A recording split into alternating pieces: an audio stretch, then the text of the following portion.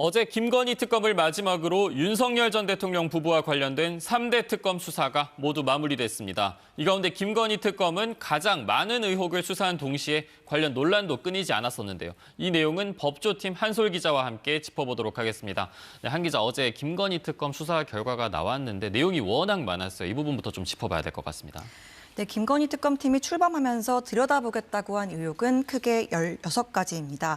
도이치모터스 주가 조작과 양평 공흥지구 개발 특혜, 최재형 목사의 디올 가방 전달 사건, 정치 브로커 명태균 씨의 공천 개입 의혹 등입니다.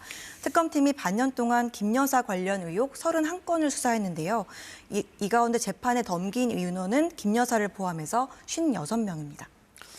이번 특검 수사로 무엇보다 이 김 여사가 이 영부인으로서 고가의 물품들을 받은 사실이 드러났습니다. 네, 가장 모두 7건인데요. 다이아몬드 목걸이와 샤넬 가방, 디올 가방, 시계, 그림, 또 금거북이까지 약 4억 원에 이릅니다. 특검 기간 김 여사의 금품 수수 정황이 대거 드러나면서 이른바 매관 매직 수사로까지 확대됐습니다. 어제 수사 결과 발표에서도 현대판 매관 매직이라는 강한 표현까지 동원하면서 김 여사의 금품 수수가 폭넓게 이루어졌다고 특검은 강조했습니다. 특검은 김 여사가 공식적인 지위나 권한이 없이 대통령의 버금가는 지위를 향유했다 이렇게 밝혔는데요. 또 이런 금품을 건넨 이들로부터 김 여사에게 청탁하면 도움을 받을 수 있을 거라고 생각했다. 이런 진술도 확보한 걸로 전해집니다. 결국 김 여사가 이 구속까지 갈 수밖에 없었던 결정적 이유도 바로 이런 부분들 때문이었겠죠. 네, 첫 대통령 순방에서부터 김 여사가 걸고 나온 6천만 원짜리 이른바 순방 목걸이가 큰 논란이 됐죠. 김 여사는 처음에는 빌렸다고 했다가 나중에는 모조품이다. 그 다음에는 모친 선물이라고 말을 바꿨습니다. 반전이 있었는데요. 구속영장 심사 직전에 이봉관 서희건설 회장이 이 목걸이를 전달하고 청탁한 사실을 인정하고 목걸이 실물을 제출한 겁니다. 이에 재판부가 김 여사에게 목걸이를 받은 게 맞냐 이렇게 물었는데 김 여사가 아니라고 대답하면서 구속영장이 발부됐습니다. 여기에 통일교 측이 건네고 건진법사 전성배 씨가 전달한 샤넬 가방도 처음에는 김 여사가 그런 일이 없다고 부인해 왔는데요. 하지만 재판 과정에서 전 씨가 이 가방을 특검에 내면서 상황이 뒤집혔습니다. 김 여사의 측근인 유경옥 전 행정관도 김 여사 부탁으로 검찰에서 허위 진술을 했다며 샤넬 가방을 받은 사실을 인정했습니다. 네, 이 때문에 당초에는 금품 수수를 부인했던 김 여사는 지난달에서야 샤넬 가방 2개를 받은 사실을 처음으로 인정했습니다. 방금 전에 한 기자가 설명한 대로 이 김 여사가 처음에는 이렇게 받은 사실들을 부인했던 이런 점들이 좀 어떻게 보면 공분을 더 샀던 측면도 분명히 있어요. 네. 그렇습니다. 최근에도 김기현 국민의힘 의원 배우자가 267만 원 상당의 로저비비의 가방을 김 여사에게 준 사실이 드러났는데요. 특검은 이를 당대표 당선을 도와준 대가로 규정했는데 김 의원은 이를 반박했고 사회적인 예의 차원이었다 이렇게 설명했습니다. 김 여사 측도 사회적, 의례적 선물이었다고 했는데 위법의 여부를 떠나서 고가 가방을 사회적 선물로 받을 수 있는지 논란이 됐습니다. 이제 다음 순서는 이제 재판으로 넘어가게 되는데 김 여사가 어느 정도 좀 무거운 형을 받을 가능성도 높은가요? 네, 지금 여러 재판이 말씀하신 것처럼 동시에 진행되고 있습니다. 우선 제일 속도가 빠른 건 여론조사 무상수수 사건과 통일교 정교유착, 그리고 도이치모터스 주가 조작 혐의입니다. 특검 측은 재판부에 징역 15년형을 내려달라고 요청한 상태인데요.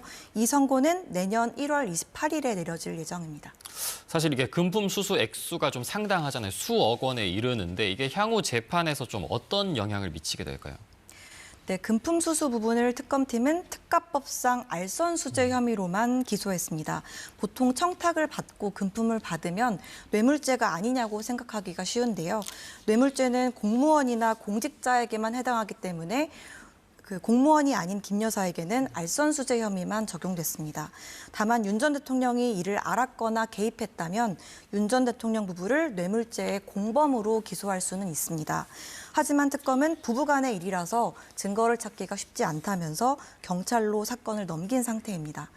경찰이 뇌물 혐의를 입증한다면 형량은 대폭 늘어날 가능성도 있습니다.